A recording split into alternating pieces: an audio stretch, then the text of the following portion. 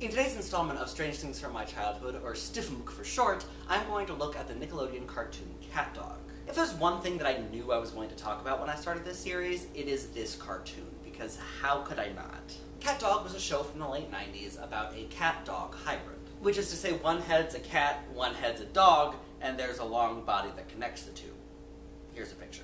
This show is all about these two living their lives and the various obstacles that they have to get past. They have a bit of an odd couple thing going on, with Cat being a neat freak and Dog being a lazy slob. There's a variety of characters the CatDog interacts with, most of whom don't really like them. There's Winslow, a blue mouse who lives with them, a trio of greaser dogs, and a rabbit who I believe is the mayor.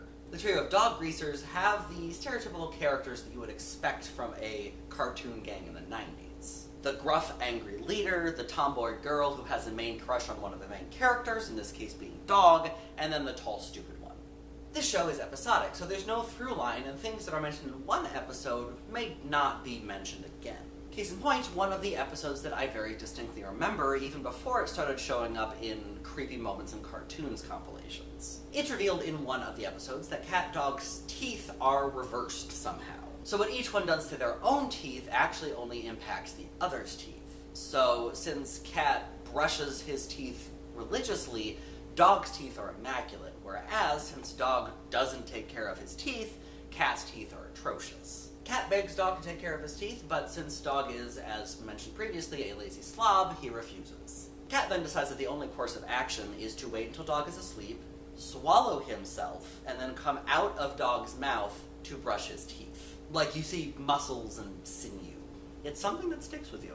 Dog wakes up, is understandably upset, and the episode ends with both of them doing awful things with their teeth, like chewing on ice cubes and aluminum foil, and the episode ends with both of their sets of teeth being in absolutely terrible shape. This idea is never mentioned again, and it wasn't really mentioned before this episode either. In terms of what else I remember about this show, I do remember two other episodes. In one, Cat wants to go on a date, but he hasn't told his date that he's a cat dog, so he asks Dog to remain hidden. But when he gets his hands caught in a pickle jar, Dog has to be his hands for him. And it goes about as well as you'd expect. The other episode is actually more of a movie, or at least an extended episode, and it's where CatDog tries to go and find their parents because they don't really remember them. They end up finding their adoptive parents who raised them for a little bit before they unfortunately lost them. So, ultimately they're real parents. Also, their parents are a yeti and a frog with a giant nose. Normal things. Now that is what I remember about this show, but it has been quite some time since I've seen it, so I'm going to go watch a few episodes, see if my memory serves me correctly, and see how I think about the show now. 2 hours later. So for the most part, my memory held in terms of what I remembered from the show. Now I didn't actually get to any of the episodes that I distinctly remembered, so I can't say whether or not that I am remembering correctly. But in terms of the other things that I talk about, I was remembering correctly. The one difference is that Rancid Rabbit, the rabbit that I mentioned was the mayor, is not currently the mayor where I left off. I looked it up and it does look like he eventually becomes the mayor. I think he's just whatever authoritative role he needs to be an antagonist in whatever episode he shows up in. I did remember this show as I was watching it, even though the episodes that I watched I didn't distinctly remember, as soon as they showed up on my screen and I was watching them, I was like, yes, I do remember watching this when I was a child, even though the specifics didn't stick into my memory. So, what do I think about the show now that I am watching it again after many years? I still enjoyed it. There are definitely other shows from the 90s that I watch that I enjoy more, but that doesn't take away that I did still enjoy watching these episodes. First and foremost, I think what I enjoyed about this show is the relationship between CatDog. Obviously, these are the main characters. These are the people that we spend the most time with. So I'm glad the writers did put a lot of time and effort into creating this very realistic relationship. These two fight a lot, as you would expect from brothers, especially brothers who literally can't leave each other's sides, but they also very clearly care for each other. There were multiple times in these first few episodes where one person really didn't want to do something, but it was clear that their brother wanted that thing to happen, and so they were still willing to do so because it made the other person happy. And it's really just nice to see this kind of relationship between two people who, sure, they fight, but they also still love each other. Another absolute positive this show has going for it is its voice cast.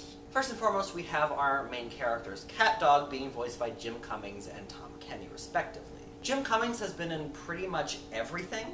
Chances are high, if you have watched any sort of cartoons since the 80s, like from the 80s to now, there is a very high chance that Jim Cummings has voiced something in it at some point. In terms of any specific characters, he is the current voice of Winnie the Pooh and Tigger, having taken over those roles sometime in the late 80s. He voiced Ed, the hyena, in Lion King, as well as singing the second half of Be Prepared for Jeremy Irons, and he was the singing voice of Rasputin in Anastasia. And again, that's barely scratching the surface. I wouldn't even call that scratching the surface of just how much Jim Cummings has done. And Tom Kenny you likely recognize as the voice of SpongeBob from SpongeBob SquarePants. But he has also done a wide variety of other roles. He was Heifer in Rocko's Modern Life, Eduardo in Foster's Home for Imaginary Friends, and the mayor and narrator from Powerpuff Girls. Again, amongst many other characters. So the fact that these two powerhouses of the voice acting community are voicing these main characters helps a lot with this show. There are a couple of other big-name voice actors as well, voicing other also important characters. We have Carlos Alazraqui voicing Winslow, the mouse who lives with them. Carlos has, of course, also done a lot of things. He was the voice of Rocco from Rocko's Modern Life. He was the voice of the Taco Bell Chihuahua. I don't know if you remember, Taco Bell used to have a talking Chihuahua as a mascot, and Carlos was the voice of that. And he was the voice of Mr. Crocker from Fairly Odd Parents. And finally, we have Billy West voicing Rancid Rabbit. Billy West is definitely most well known for playing Fry and a variety of other characters in Futurama, but he was also the voice of Doug from Doug, took over the voices for Ren and Stimpy in Ren and Stimpy, as well as voicing the Red M&M. And all of these voice actors, because of course they are, do a fantastic job with the characters that they are given. And that does absolutely help this show, having all of these very prolific voice actors voicing these very prominent characters. So yeah, I do really enjoy this show. I think there are other shows from my childhood that I will pick up and watch more often than this one, but that's not to say that I don't recommend this. I think if any part of this show catches your interest, you absolutely should check it out. It's a very strange show, and it embraces that strangeness and never tries to step away from it. So even though I might like other cartoons better, it is still very much a show that I recommend. And with all of that being said, to my friends and fellow VEDSies, I will see all of you